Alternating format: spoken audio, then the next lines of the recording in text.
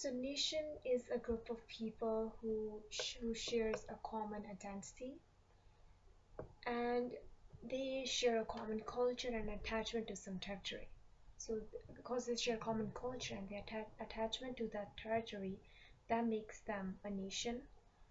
And all humans are divided into formally democratic political unit called states, and each state is a sovereign state.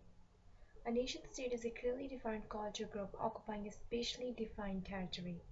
Now, a nation is people who share this common culture and attachment, and humans are divided into state. Now, what will be the nation-state? The combination of those will be those who live in a clearly defined culture group and occupy a specifically defined territory. Thus, an inspiring nation will usually argue that number one is that the national group have the that all members of the national group have the right to live within the boundaries or borders of the state. So all the people who inhabits the area who are like their citizens, they have the right to live within the borders of the state. And this is not especially appropriate for members of other national group to be resident in the state. So they don't need members of other national group to be living in their area, that the government of the state must be in the hands of dominant culture group. So the theory suggests that nationalism emerged because of the five points that are listed below. The first one is nations nations started emerged in Europe in response to the rise of nationalist political philosophies during the 18th century. So all the nationalist political philosophy of the time raised nation word, and that led to the rise of nation in altogether. So human wanted to be close to those of similar culture background, so that brought them together, and over the time they formed a nation. And the creation of nation state was a necessary and logical component of the transition from feudalism to capitalism, as those who controlled production benefited from the existence of its stable state. So to come out from the feudalist system to capitalism, it was important to have a stable state, and nation was important in providing that. Nationalism is a logical accomplishment of economic growth based on expanding technology. So, so nationalism has provided by expanding technology. It is a logical accomplishment of economic growth.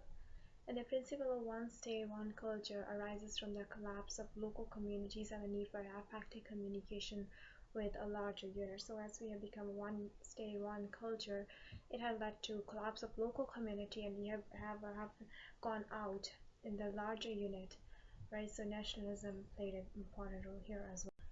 So most European began as a result of exploratory activity. So later those areas were colonized, so they went to explore those areas, and later when they realized that these areas are providing them with the raw material and is actually helping them, they colonized them.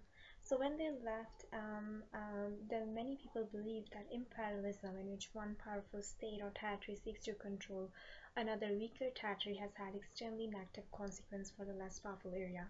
So because they were taking their resources out, obviously it was harmful for that area. And dependency theory contends that African and Asian countries became poor as a result of their colonization, while colonial powers advanced at their expense. So later on, dependency theory says very clearly that Asian countries became poor as a result of this.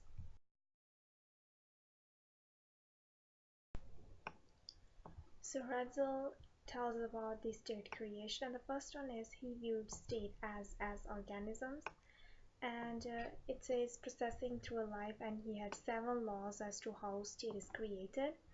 And later Johns, he tells how state is created, and for that one he has first he says there are political ideas, then decisions, then movement field, and that leads to political area. So there's a chain of movement beginning with some political idea and concluding with the creation of political area.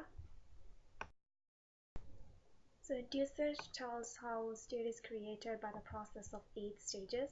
So the first one is, here we have a transition from substance to exchange economy. Here we have an economy, and that leads, there's increased mobility, And then there's a urban center, development of urban center that leads to growth of a network of communication, spatial concentration of capital, there's increasing group identity, rise of national identity, and that leads to creation of state. So basically here we have economy that keeps on developing until it forms a state.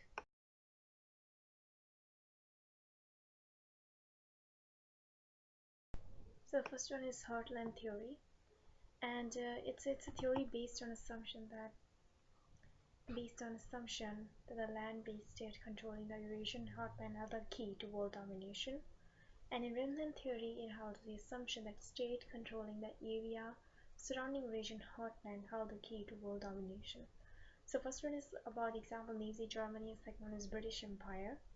And the geopolitics is a study of state and organisms that choose to expand in territory to fulfill their destinies as nation states. So the first one is Cantilever, and it tears a state apart. When it exceeds its state, then it becomes unstable. So for example, is internal division of language that leads to weak state identity, lack of long history in common, and state boundary that is subject to dispute. So if there's a no, people are not commonly together, then over the time it will exceed, and this will make it unstable. And there are some forces, centripetal forces, that bind the state together. When it exceeds, however, a state is stable, presence of clear and well-developed accepted common identity. So Irredentist is a term used in third situation when one state seeks a return from another state of people and or territory formerly belonging to it. So it wants them to return back, and separation is known in Europe, while some favor separation, other wants devolution. Devolution, the transfer of power from center to regional or local levels of government. So some want this to be turned back to them, and some wants the government to control it for them.